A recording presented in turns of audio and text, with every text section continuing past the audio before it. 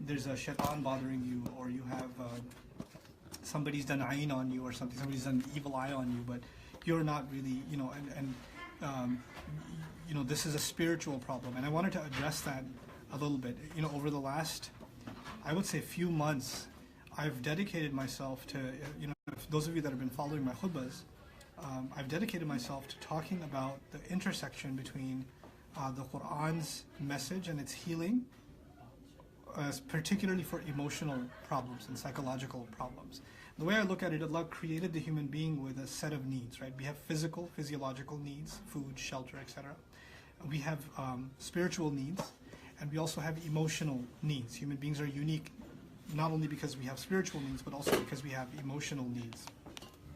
And by the way, I'm open late at night. Here, let me see the iPad, because I have some questions from people on here too. But in any case, oftentimes people have an emotional crisis. Like a lot of people came to me today, I can't concentrate, I'm having a difficulty with anxiety. Somebody came to me and said, I was diagnosed with attention span disorder, with ADD, ADHD, and what can I recite to help me with that problem? And what Quran can I recite? What's the Islamic solution to this problem? And I think it's important to address that when somebody has a psychological or a health condition, that you can't just say that they need a spiritual remedy. That's an unhealthy approach to solving that problem.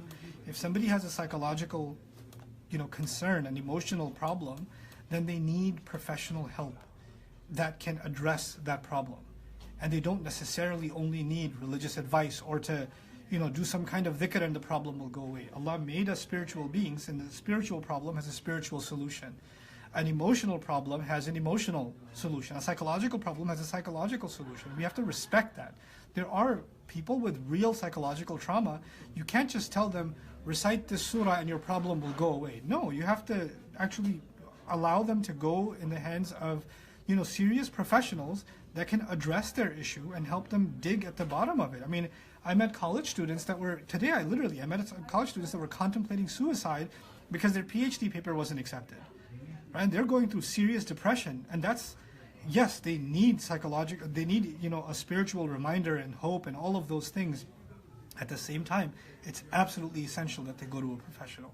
It's absolutely essential that they go to a counselor or a therapist. That's not something we should be taking lightly or sweeping under the rug. So that's one thing that I thought came up over and over again today, that I think I should bring to everybody's attention. And I'm hoping, inshallah, my first seminar I put together was on the order of the Quran, which is a literary consideration. But I'm also, I've been told to speak louder, but I'm speaking as loud as I can. I'm sorry.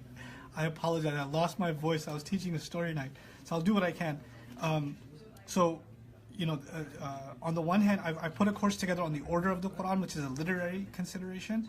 But I think probably pretty soon I'll be putting together whatever I can of a course on the Quran, about the Quran and emotional well-being. How does the Quran address things like, anger and sadness and depression and anxiety and, overwhelming fear and those kinds of things, or lack of confidence?